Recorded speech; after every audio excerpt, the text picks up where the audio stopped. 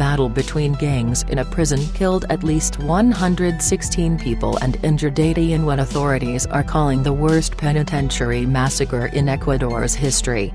At least 5 dead were reported beheaded, officials said Wednesday. President Guillermo Lasso decreed a state of emergency in Ecuador's prison system, allowing the government to deploy the police and soldiers to penitentiaries among other powers.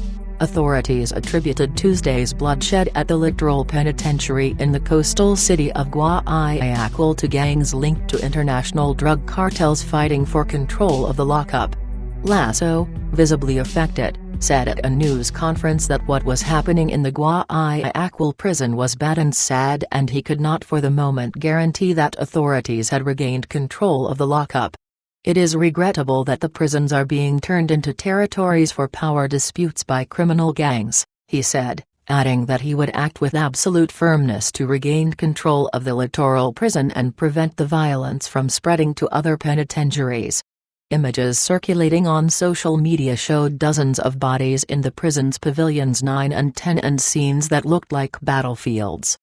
The fighting was with firearms, knives and bombs, officials said. Earlier, Regional Police Commander Fausto Buenano had said that bodies were being found in the prison's pipelines. Outside the prison morgue, the relatives of inmates swept, with some describing to reporters the cruelty with which their loved ones were killed, decapitated and dismembered.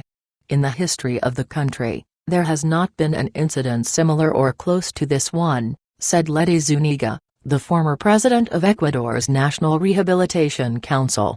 Zuniga, who was also the country's Minister of Justice in 2016, said she regretted that steps had not been taken to prevent another massacre following deadly prison riots last February.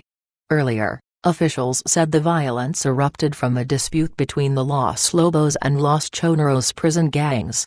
Colonel Mario Pazmino, the former director of Ecuador's military intelligence, said the bloody fighting shows that transnational organized crime has permeated the structure of Ecuador's prisons, adding that Mexico's Sinaloa and Jalisco New Generation cartels operate through local gangs. "They want to sow fear," he told the Associated Press on Wednesday, urging the government to temporarily cede control of the prisons to the national police. "The more radical and violent the way they murder, the more they achieve their goal of control," he added. Ecuador's president said that care points had been set up for relatives of the inmates with food and psychological support. He added that a $24 million program to address the country's prisons will be accelerated, starting with investments in infrastructure and technology in the Littoral prison. The former director of Ecuador's Prison Bureau, Fausto Cobo, said that inside penitentiaries authorities face a threat with power equal to or greater than the state itself. He said that while security forces must enter prisons with shields and unarmed, they are met by inmates with high-caliber weapons. In July, the president decreed another state of emergency in Ecuador's prison system following several violent episodes that resulted in more than 100 inmates being killed. Those deaths occurred in various prisons and not in a single facility like Tuesday's massacre. Previously, the bloodiest day occurred in February, when 79 prisoners died in simultaneous riots in 3 prisons in the country.